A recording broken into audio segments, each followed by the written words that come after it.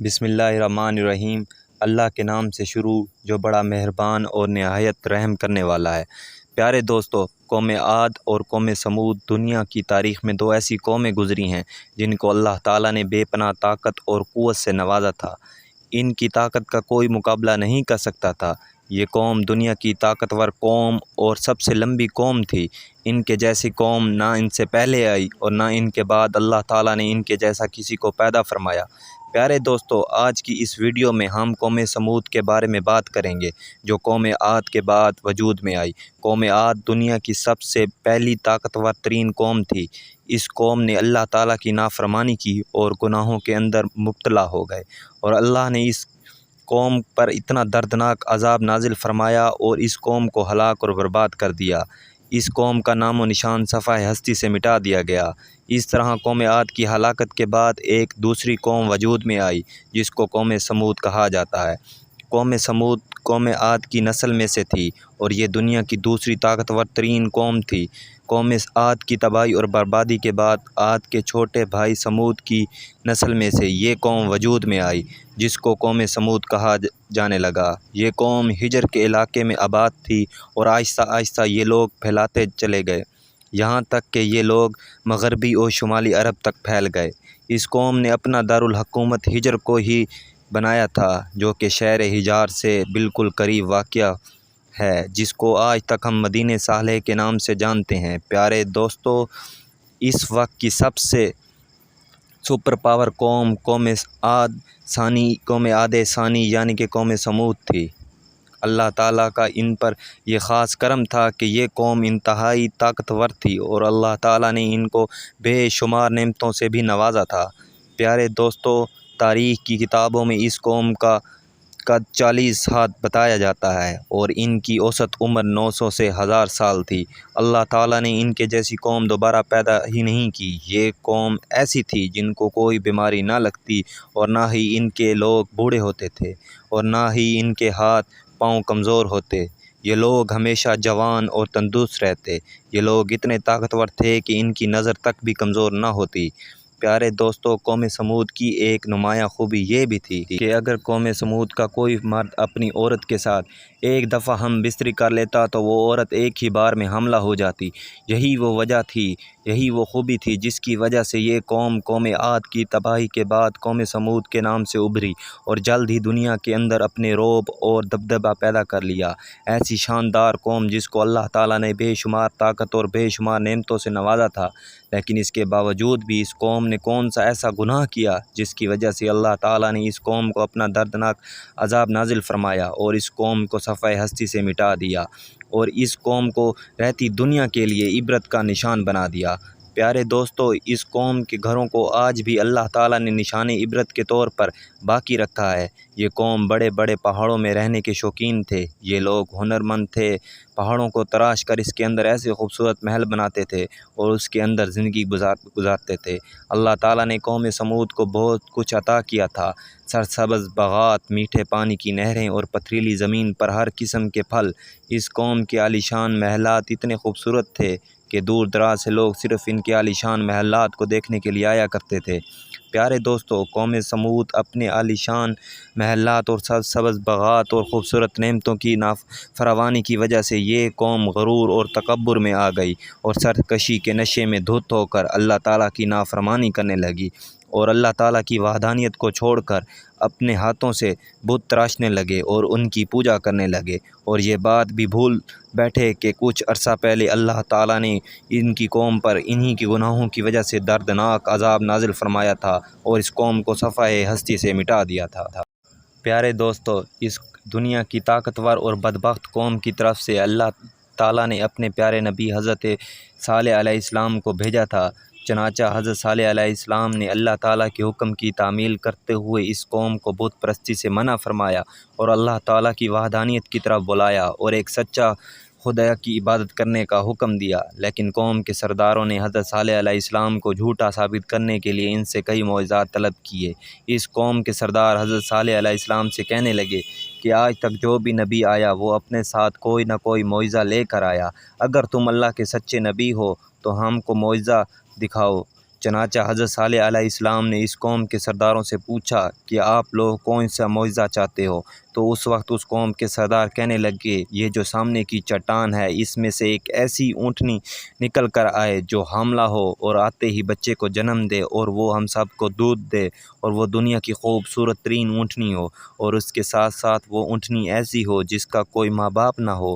چنانچہ حضرت صالح علیہ السلام نے ان سرداروں کی یہ بات سن کر اللہ تعالیٰ سے دعا کی، تو دیکھتے ہی دیکھتے سامنے پہاڑ میں سے ایک حاملہ اونٹنی نکل کر آئی، اور آتے ہی اس اونٹنی نے ایک حسین و جمیل بچے کو جنم دیا۔ اس وقت اس اونٹنی کے تھن دودھ سے بھرے ہوئے تھے۔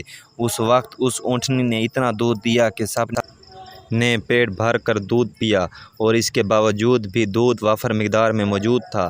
چونکہ حضرت صالح علیہ السلام کا یہ عظیم الشان معجزہ دیکھ کر وہ تمام قوم اور اس کے سردار لاجواب ہو گئے، اور اس بدبخت قوم کے سردار حضرت صالح علیہ السلام سے کہنے لگے، اے صالح علیہ السلام، یہ تو سراسر جادو ہے۔ اس طرح اس قوم کے بدبخت سرداروں نے اور اس قوم نے یہ معجزہ دیکھنے کے بعد بھی آپ پر ایمان لانے سے انکار کر دیا، اور اس طرح اپنے کفر و شرک میں مبتلا رہے۔ چنانچہ اس قوم کے کچھ لوگوں نے آپ کی اونٹنی کو نقصان پہنچانے کی کوشش کی، تو حضرت صالح علیہ السلام نے لوگوں سے کہا، یہ اللہ کی بھیجی ہوئی اونٹنی ہے، یہ تمہارے لیے ایک معجزہ ہے۔ اب تم اس اونٹنی کو اللہ کی زمین پر چھوڑ دو اور اسے کسی قسم کی تکلیف نہ دینا، ورنہ اللہ کا دردناک عذاب تمہیں پکڑے گا۔ معزز ناظرین، اس طرح وہ اللہ کی بھیجی ہوئی اونٹنی اور اس کا بچہ قوم سمود کے کھیتوں میں چرنے لگے، اور ان کے چشموں کا سارا پانی پی جاتے تھے۔ یہ ماجرا دیکھ کر قوم سمود نے حضرت صالح علیہ السلام کی بارگاہ میں شکایت کی کہ اونٹنی اور اس کا بچہ چشمے کا سارا پانی پی جاتے ہیں، اور ہمیں پینے کے لیے پانی نہیں ملتا۔ تو ان کی شکایت سن کر حضرت صالح علیہ السلام نے ان کے لیے دن مقرر کر دیے۔ ایک دن حضرت صالح علیہ السلام نے اس اونٹنی کا مقرر کیا، اور دوسرا دن قوم سمود کے لیے مقرر کر دیا۔ پیارے دوستو، جس دن وہ اونٹنی پانی پیتی وہ دودھ بھی زیادہ مقدار میں دیتی، اور دودھ اس قدر زیادہ ہوتا کہ دن و رات میں ختم نہ ہوتا تھا۔ اس بات کے بارے میں اللہ تعالیٰ ارشاد فرماتا ہے کہ اور حضرت صالح علیہ السلام سے کہا کہ یہ اونٹنی ہے، ایک دن اونٹنی کے لیے پانی مقرر کر دو، اور ایک دن تمہارے لیے مقرر ہے، اس کو کوئی تکلیف نہ دینا، ورنہ اللہ تعالیٰ کا عذاب تمہیں پکڑے گا۔ کچھ دنوں بعد قوم سمود اس اونٹنی سے تنگ آ گئی، کیونکہ جس دن وہ اونٹنی پانی پیتی اس دن انہیں پانی پینے کو نہ ملتا تھا، اور ویسے بھی قوم سمود کے سرداروں نے حضرت صالح علیہ السلام کی اس اونٹنی کو ایک جادو قرار دے رکھا تھا۔ خیر، قوم سمود ایک طاقتور سردار کی بیوی جس کا نام صدوق تھا، اس عورت کے دو خوبصورت بیٹیاں تھیں، ان کی عمریں 12 اور 14 سال تھیں۔ اس عورت نے حضرت صالح علیہ السلام کے بیٹے کو لالچ دیا کہ اگر تم اپنی گھر میں موجود اونٹنی کو رات کے اندھیرے میں قتل کر دو تو میں اپنی دونوں بیٹیاں انعام کے طور پر تمہیں دے دوں گی۔ چنانچہ حضرت صالح علیہ السلام کی اولاد نیک تھی، لہٰذا وہ اس عورت کے جال میں نہ آئی۔ پھر اس کے بعد اس صدوق نامی عورت نے یہ اعلان کر دیا، جو بھی شخص حضرت صالح علیہ السلام کی اونٹنی کو قتل کرے گا میں اسے دونوں بیٹیاں انعام میں دے دوں گی اور ان سے نکاح کرواؤں گی۔ اس عورت کا یہ اعلان سنتے ہی دو نوجوان جس کا نام مصدع ابن دہر اور قرادہ بن سالک تھا، اس رات یہی ان دونوں بدبختوں نے مل کر حضرت صالح علیہ السلام کی اس اونٹنی کو ذبح کر دیا، اور اس کے بعد قوم سمود حضرت صالح علیہ السلام سے کہنے لگی، اگر تم اللہ کے سچے پیغمبر ہو تو ہمیں پر عذاب نازل کرو جس عذاب سے تم ہم کو ڈراتے ہو۔ اس طرح اونٹنی کے قتل ہونے کی خبر سن کر حضرت صالح علیہ السلام بہت پریشان ہو گئے اور زاروں قطار رونے لگے۔ چنانچہ اس قوم نے حضرت صالح علیہ السلام کو بھی قتل کرنے کا ارادہ کر لیا، جس طرح اللہ تعالیٰ قرآن پاک میں فرماتا ہے، آخر کار انہوں نے اونٹنی کو قتل کر دیا اور اپنے رب کے حکم سے سرکشی کی، اور کہنے لگے، جس چیز سے تم ہمیں ڈراتے ہو اگر اللہ کے سچے پیغمبر ہو تو اس قسم کا عذاب ہم پر لاؤ۔